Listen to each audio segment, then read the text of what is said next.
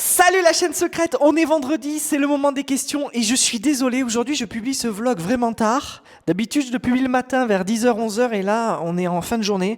Je suis désolé, j'ai eu une journée et une semaine incroyable. Entre mes clients, mon bootcamp, mon SaaS et mes activités d'advisoring investisseur, je vous raconte pas, j'ai eu 150 000 appels. Ça a été terrible, mais je suis très content. Bon les amis, j'espère que vous allez bien. Bienvenue sur ce nouveau vlog. Je m'appelle Guillaume, vous pouvez m'appeler G. J'ai une chaîne qui s'appelle Code with Guillaume avec 180 000 abonnés. Sur cette chaîne, j'enregistre des vidéos comme ça à l'arrache. Et le vendredi, les amis, c'est toujours le moment des questions.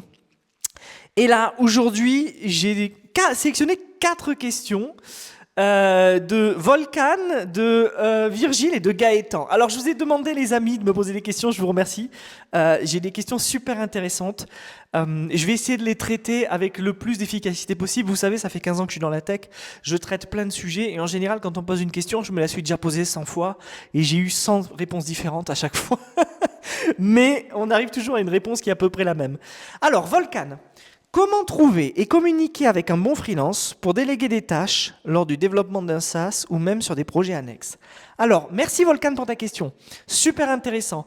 Comment trouver et communiquer avec un bon freelance? Alors, en général, un bon freelance, c'est quelqu'un qui a de l'expérience, qui a déjà fait ce que tu veux lui demander. C'est vrai qu'il y a beaucoup de gens, ils se disent c'est pas grave, j'apprendrai en faisant sur le tas. Malheureusement, les clients, c'est pas des camps d'entraînement. Les clients, ils veulent un résultat et donc en fait, en vérité, il faut avoir de l'expérience et savoir le faire. Alors pour trouver un bon freelance, le truc c'est qu'il faut vraiment fouiner un peu partout, échanger avec beaucoup de gens et voir à qui tu fais le plus confiance. Comment bien communiquer pour déléguer des tâches lors du développement d'un SaaS? C'est extrêmement simple. Tu fais une liste, mon ami, de tout ce que tu veux qu'il fasse. Et dans cette liste, en fait, tout simplement, tu mets des tâches extrêmement idiotes. Je veux un header vertical ou je veux une sidebar, je veux un header horizontal ou je veux une sidebar verticale.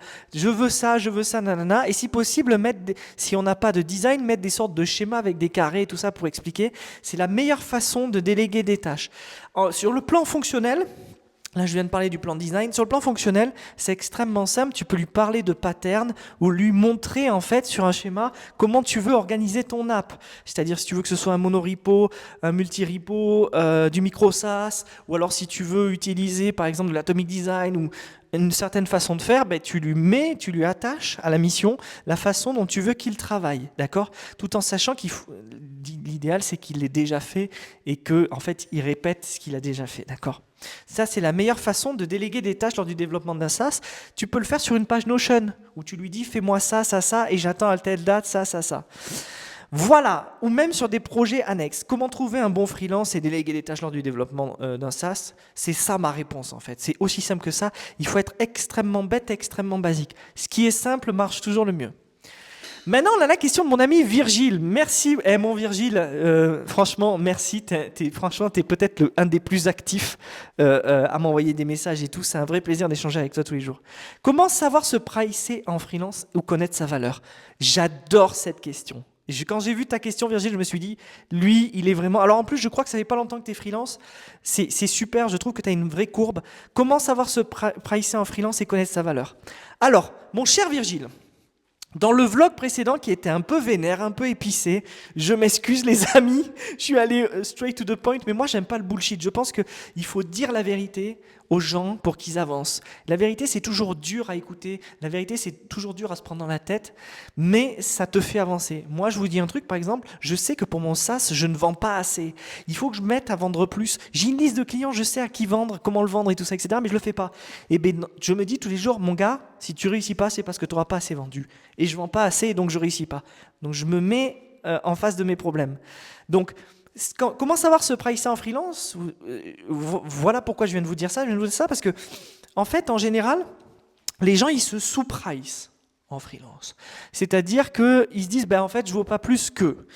Et des fois, parfois, il y a des divas, comme j'en ai parlé, qui croient qu'ils peuvent toucher 1 000 € de suite par jour. Le problème, c'est que...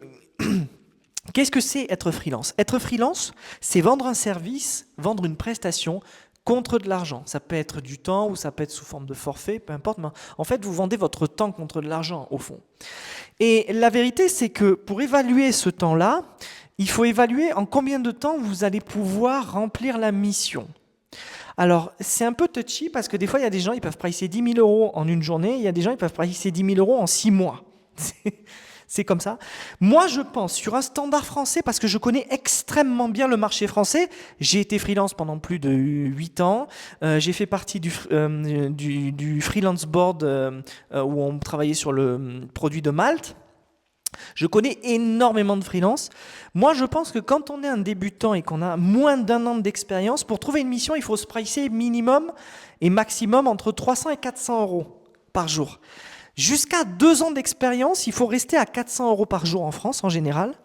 Là, je parle en dehors de Paris, si vous êtes en dehors de Paris. Peu importe, toi, Virgile, je crois que tu es à Strasbourg, mon cher ami, mais ça marche aussi pour les gens qui sont à Lyon, à Rennes, partout, en dehors de Paris. Pricez-vous, si vous avez moins de 2 ans d'expérience, entre 300 et 400 euros par mois. Pourquoi ? Parce que 300 et 400 euros par mois, pour un chef d'entreprise, ça va être la base. Il va vous employer de suite. Que vous soyez bon ou que vous soyez vraiment pas bon, que vous commenciez, c'est bien, déjà 300-400 euros par mois. En plus de ça, ça va vous permettre de vivre, de payer vos charges. Bien.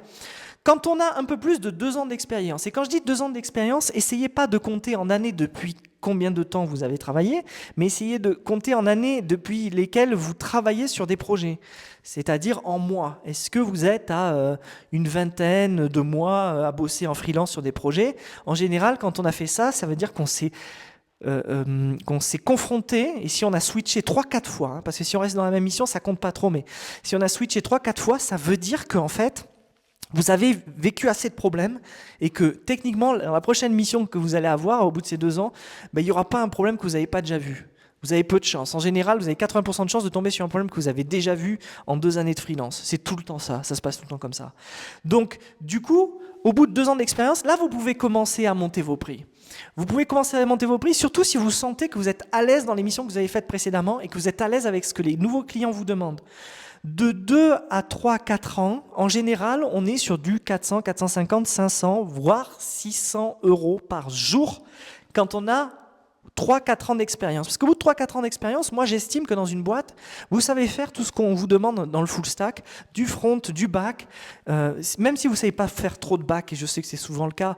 Et ça d'ailleurs, ça c'est peut-être là je vous lance une perche. Pour tous ceux qui savent que faire du back et que vous ne trouvez pas de mission parce que vous pensez qu'il y a trop de gens dans le front, partez dans le back, formez-vous à Node.js, à Go ou tout ça, etc. Tout d'un coup, vous allez basculer dans autre chose, c'est toujours du développement web, mais si vous aimez le code, vous en foutez. Vous allez basculer dans autre chose, dans des missions totalement différentes, peut-être beaucoup plus chiantes si vous aimez le back, mais en tout cas, cette qualité-là va vous permettre de monter sur des missions bien mieux payées. D'accord ?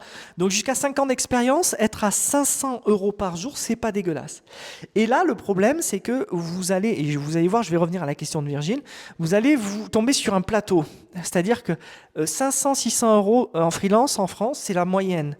La majorité, c'est la moyenne, mais la majorité des gens sont à ce plateau-là. C'est normal parce qu'après, au-dessus, il y a très peu d'entreprises qui recrutent des gens à 800, 900, 1000 euros par jour, à part si ce sont des gens qui ont des années d'expérience ou qui ont une réputation dans leur domaine parce qu'ils sont très bons et qu'ils ont creusé le sujet. Je vous donne un exemple. Si vous êtes expert, que vous avez lancé une librairie sur Vue.js, ça va être beaucoup, et qu'il y a des milliers de gens qui ont liké votre truc et que vous êtes connu pour ça, ça va être facile de vous vendre à 900 euros. La vérité, c'est qu'il y a très très peu de gens dans ce cas.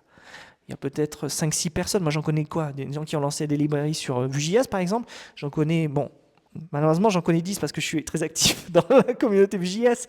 Mais c'est très peu de gens. On ne peut pas faire une généralité d'un gars qui a une librairie. Donc, en fait, énormément de gens sont coincés dans ces 500-600 euros. Et ça, c'est un plafond de verre. On pourra en reparler une autre fois, mon cher Virgile, de ce plafond de verre. Mais tout le monde l'atteint tous les freelances atteignent ce plafond de verre. Connaître sa valeur, du coup, ça se fait justement, c'est à toi de l'évaluer, mais ça se fait justement sur la majorité des problèmes que tu rencontres. Si à chaque fois que tu arrives, au bout d'un moment, tu fais 1, 2, 3 missions de freelance dans 3 boîtes différentes et que tu es à l'aise à chaque fois, ça veut dire que tu as une bonne valeur et que tu peux te pricer sur ce cap-là que je t'ai donné. Bien sûr, ça c'est la base. Il y a des gens qui savent extrêmement bien se vendre et qui vont réussir à vendre des missions sur des langages qui n'existent plus dans des boîtes obscures à 1500 euros par jour. Mais la majorité des gens ne font pas ça. La majorité des gens n'en ont rien à foutre de ces trucs obscurs et ils n'ont certainement pas envie de se taper ce boulot qui est pourri, moi y compris. Voilà mon cher Virgile, j'espère que ça a pu t'aider. Et là, maintenant, j'ai 2 questions de Gaëtan. Mon cher Gaëtan, merci beaucoup. Je sais que toi aussi, tu es en Alsace. C'est marrant parce que vous devriez vous connecter, Virgile et Gaëtan, mais je crois que vous vous connaissez déjà.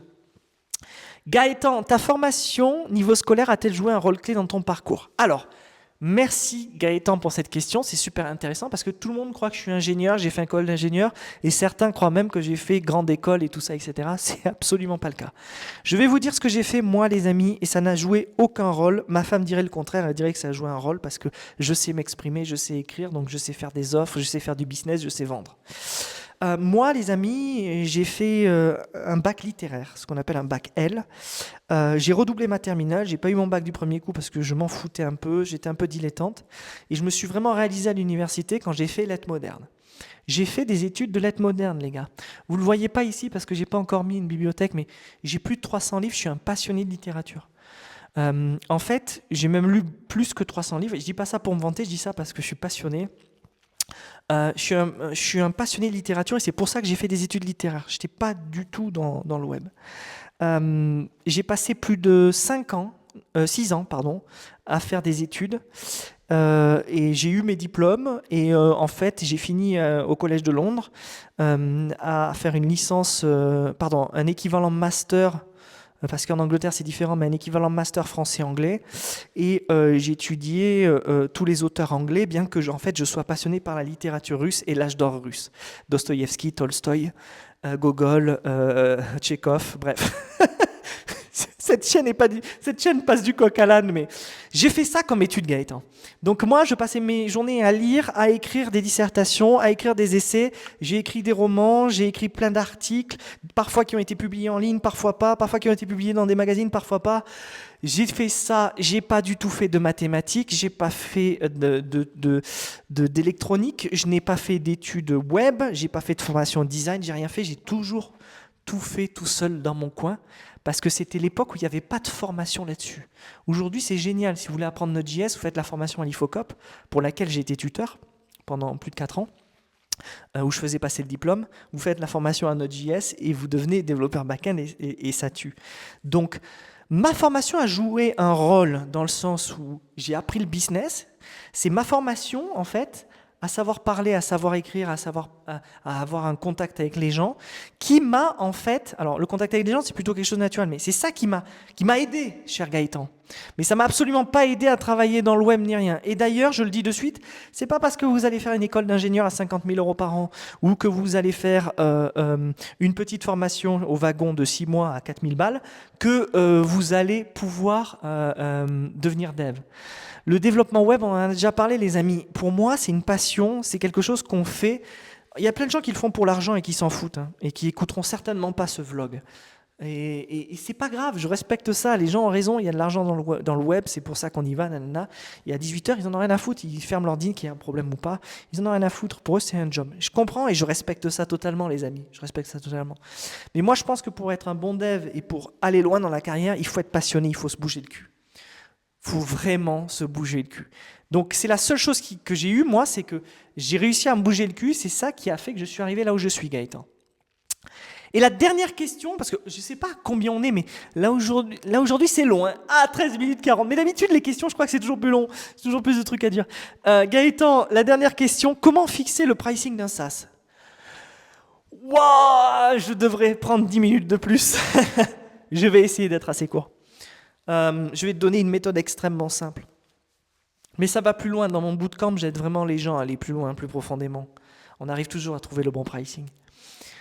C'est facile, tu ne connais pas le pricing, tu prends ton concurrent et tu fais le même pricing. Fin de l'histoire. C'est aussi simple que ça. Le pricing de tes concurrents, c'est en général des grosses boîtes qui ont employé des gens qui pendant des mois ont bossé sur quel est le bon pricing. Ils ont fait le boulot pour toi, c'est visuel, tu vas voir.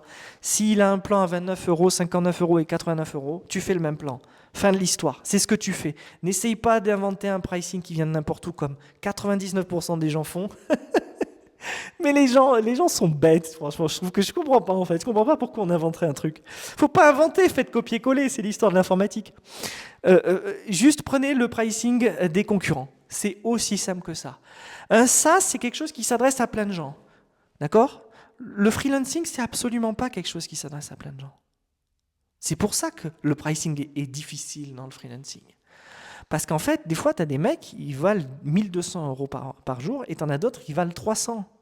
Pourquoi? Parce que le mec qui vaut 1200, en fait, ben, putain, il sait faire du Kotlin sur la base de données de JP Morgan ou de je sais pas quoi. Personne dans le monde ne fait ça. C'est pour ça qu'il est payé 1200 euros par mois. Et surtout, personne dans le monde qui fait du Kotlin va aller vivre à New York pour bosser sur la base de données de JP Morgan. Tu comprends ce que je veux dire? Base de données qui veulent surtout pas bouger d'ailleurs sur Postgre. C'est un exemple que je vous donne. Mais fixer le pricing d'un SaaS, c'est extrêmement simple. Il ne faut pas demander à l'utilisateur, ça c'est une erreur, ça tout le monde croit qu'il faut demander à l'utilisateur. Si toi tu me demandes combien je veux payer ton SaaS, je vais te dire 0 gratuit, tu vois, c'est débile. Non, il faut mettre un pricing sur lequel on est confortable. Voilà, c'est aussi simple que ça, et le pricing sur lequel tu es confortable, c'est le même que celui de tes concurrents. Mais tu as intérêt à assurer niveau produit. Bon, Volcan, Virgile, Gaëtan, merci les amis pour vos questions. Merci à tous les gens qui écoutent ce daily. Je suis désolé aujourd'hui, c'est tardif, mais j'avais beaucoup de travail, beaucoup de choses à faire. On se retrouve lundi les amis, c'est toujours un plaisir d'être avec vous. Je vous souhaite un bon week-end. Ciao.